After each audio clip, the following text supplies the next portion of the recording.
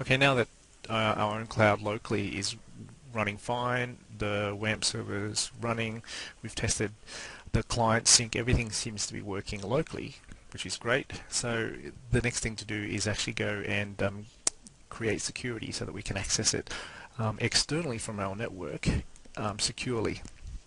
Okay, so here is where it gets a bit more interesting. Because it's running on Windows, it can't, we have to do a lot of stuff manually and it requires knowledge. So I've gathered a whole bunch of all the instructions that we need, and I'm just going to type it on the screen here because I got it from a whole bunch of different resources over the net, and I actually can't remember where I got everything from. I just wrote down all the notes. So I've got the notes here, so I'm going to be doing some copying and pasting, but if you want to pause it to type it in. So the first thing we need to do, I found that we need to change the path, change to the path, sorry, of where OpenSSL is installed on our computer. So on mine, for my version, it is under Apache, Apache 2.42 bin. So if we change to that path, type in, or we can just do a directory. So in here we should have the open SSL. So that's what we're going to do. So now from here, the very first thing we're going to do is to set the path for it, because I did it the first few times I did it. I didn't set this path and it gave me a lot of issues, the config path. So type it in exactly as this, OpenSSL underscore config equals C. Actually, what I'm going to do is in there we want the path to the config file. So under bin OpenSSL CFG.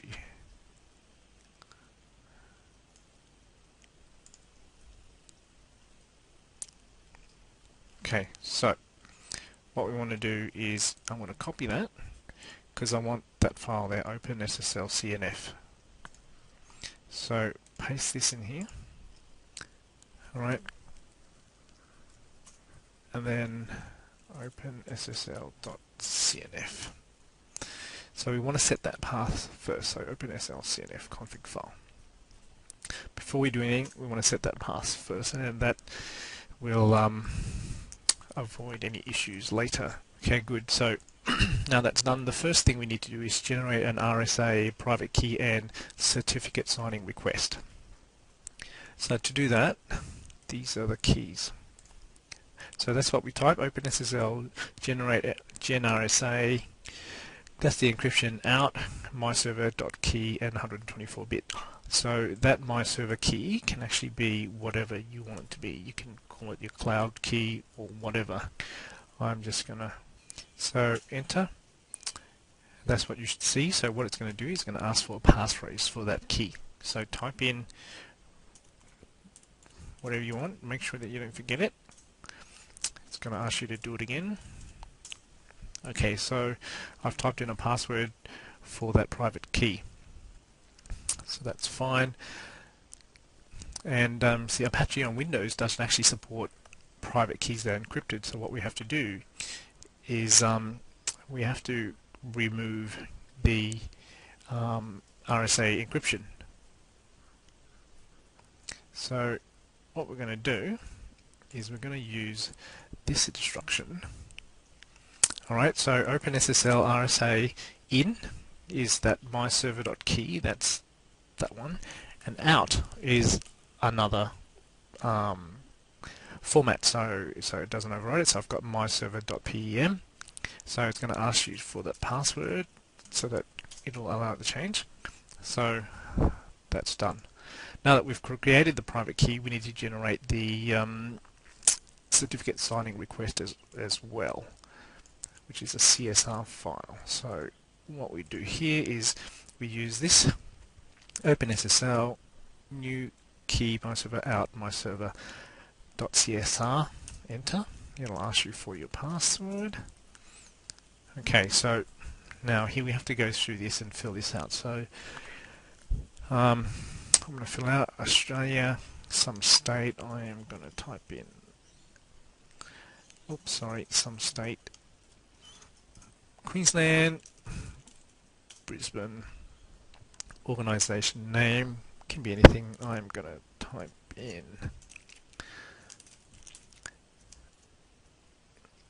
mine. You can do it whatever you want. So shits. Unit name section, we'll leave that blank. Your name, I'm going to type localhost. Whoops. Email address blank, leave those blank, and we're done. Okay, so the next bit is that we need to generate a self-signed certificate. What we're going to do is to create a temporary certificate which is good for 365 days using these instructions. So it's, if you look, OpenSSL x509 daisy in myserver.csr dash sign key myserver key out myserver crt, and then it'll say, okay, the signature is okay, this is what I just typed before, and getting the private key, so enter the passphrase. So it's punch in the password, and I think I put in the password wrong, so I'm going to do that again.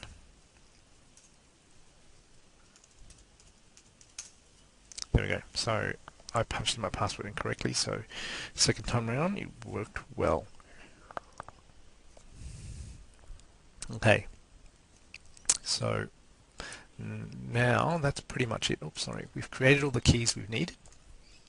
So if we go back into Explorer under the this path, the binaries, what you'll see is 4 of these myserver keys that were created. What I'm going to do is I'm actually going to move them all. I'm going to create an extra folder in here called SSL. You can put this anywhere you want. Alright, so the keys are under, I've just put under config. So we just need to know that path, which we'll point to later. So that's fine. So now we've got to go back and configure Apache to use SSL. Okay, so what we're going to do is we're going to go to Apache to configure to use SSL. So go in here, go Apache. We're going to look for these modules. So in these modules, what we're going to look for is we want the mod SSL. So scroll down until you find the SSL module, which is actually called load module, SSL module. So keep going, SSL module. Okay, so that one. So we want to load that one.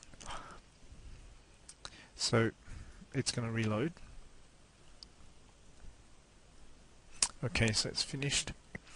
Okay, so now we go to PHP extensions, OpenSSL. We want to tick that. Good.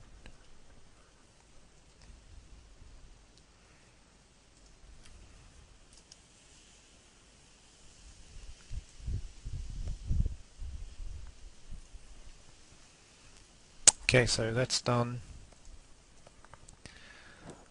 Okay, so now we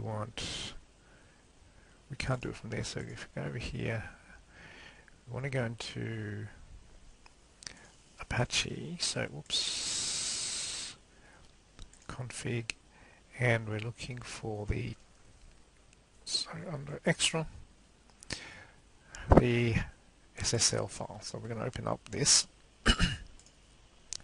So we're going to look for, see how it's default listening to 443, which is the default port for SSL.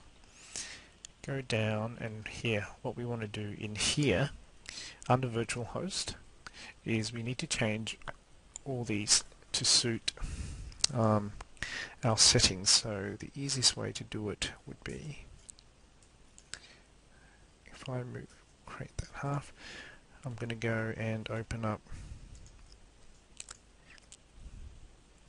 that file, and what we'll do is I'll copy it across. So we've got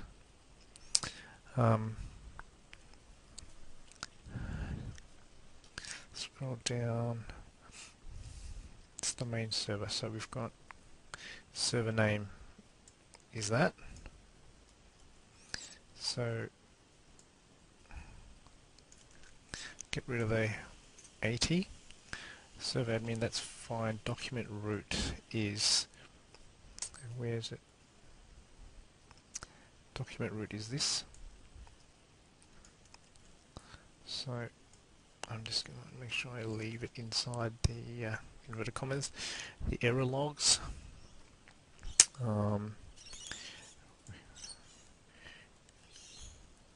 Okay, so I'm just going to make sure it's in the same path, that's all. Makes life a bit easier. And I'm going to call it SSL error, and transfer logs will be the same.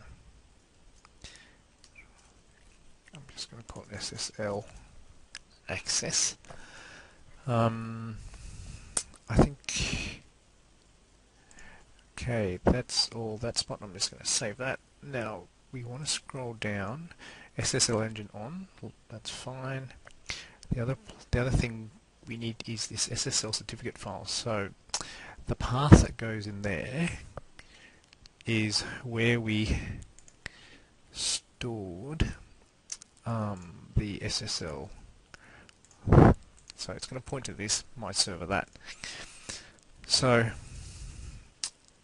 I can copy that. The only thing is I've got to be aware that the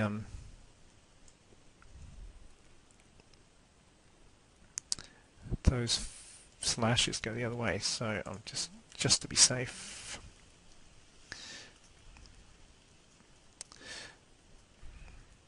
change them all.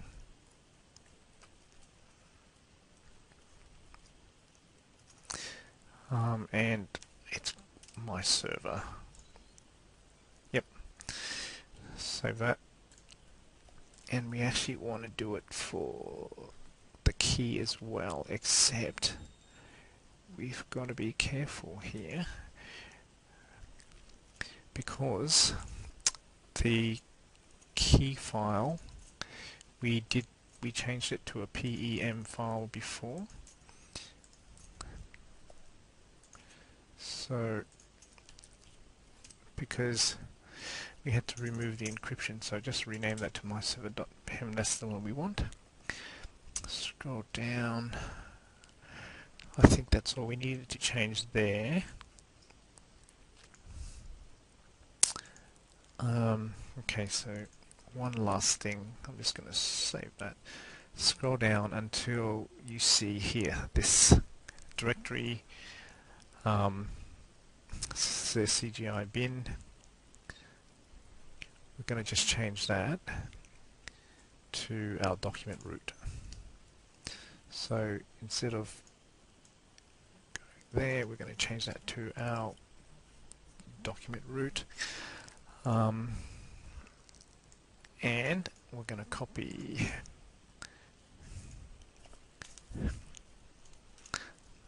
put these in.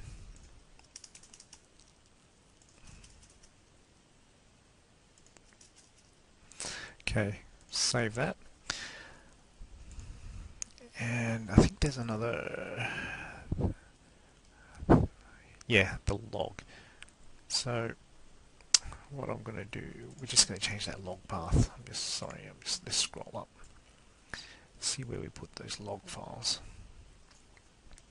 So copy CW logs, just so it's all in the same place. I want to go in here.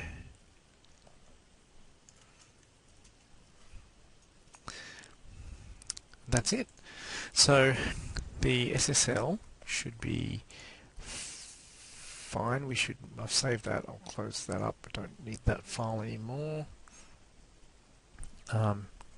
Now we can go into our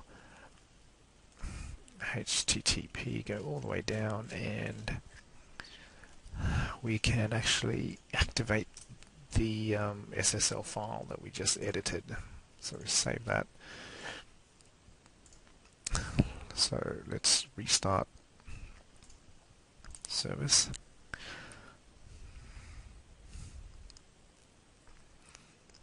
If this doesn't go green, what we can do in here is use this command to see what the problem is. So we've got line 76 of extra, the SSL session case not supported. Maybe you need to load the appropriate modules. Okay, so let's just go into here.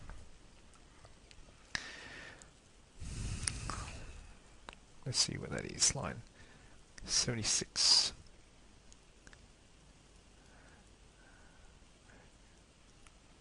We don't need that. Let's just save that. And okay, so line certificate key files does not exist. Okay, so I think the inverted commas there is not correct. So what does it say? Line 116. Whoops. Scroll down to 116 here. So whoops. There's an error there. Save that. Try this again. Syntax okay. Excellent. What we should be able to do is restart Apache now. Whoops. Start it. And it's green. Okay, perfect. So everything looks okay. And then one last check is to run this command. It's that.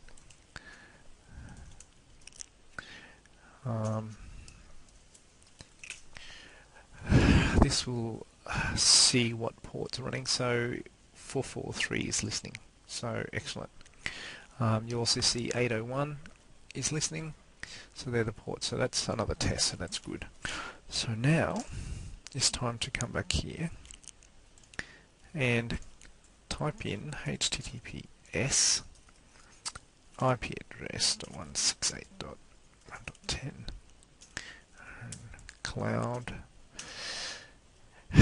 and there you have it. This is exactly what we want. It says there's a problem with security certificate because it's our own and it's not authorized by an external party. So we continue, and well, I've told it to save my login, and there we have it. So what we can do is go to an external machine and try and log in.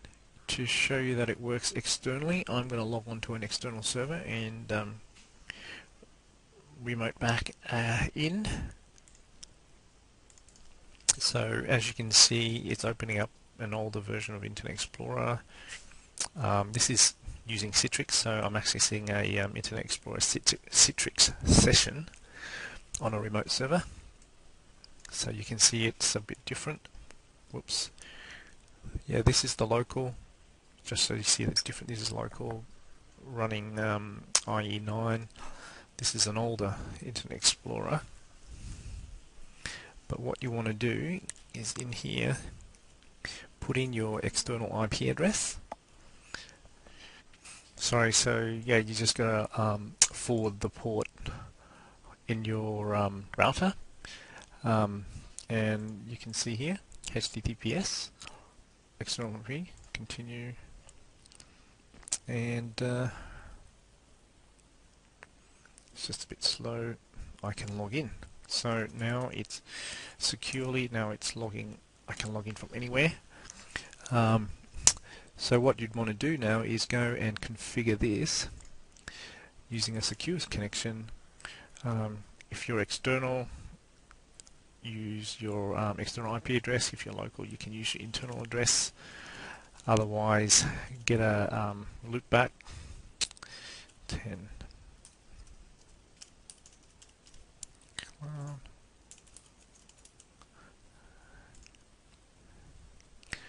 Trust it.